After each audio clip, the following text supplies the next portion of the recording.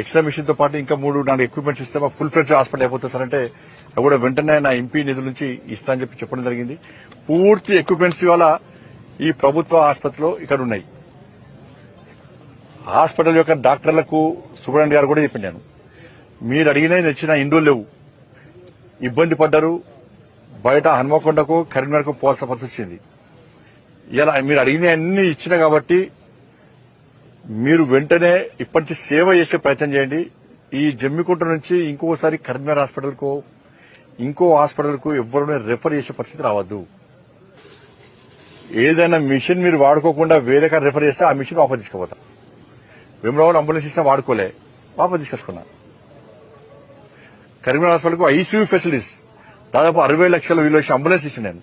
Ambulance అంటే మా కుయ్యి అని కూడా వచ్చి పేషెంట్ వేసుకోవడం కాదు, ఆ పేషెంట్ ప్రాణాలు కాపాడాలన్న ఆలోచన కాబట్టి 60 లక్షలు విలువ ఐసీయూ అంబులెన్స్ నేను కరీంనగర్కి ఇస్తే చాలా రోజులు వాడుకోలే. దాన్ని మోడీ గారు ఫోటో ఉంటుందని చెప్పి వాడుకోలే. ఎవరు ఫోటో ఉంటుంది దాన్ని వాపస్ తీసుకోవద్దని మళ్ళీ వాడుకుంటున్నారు. ఇప్పుడు దాన్ని సిమెంట్ బస్తాలు ఇసుక బస్తాలు వేసారు దానిలో.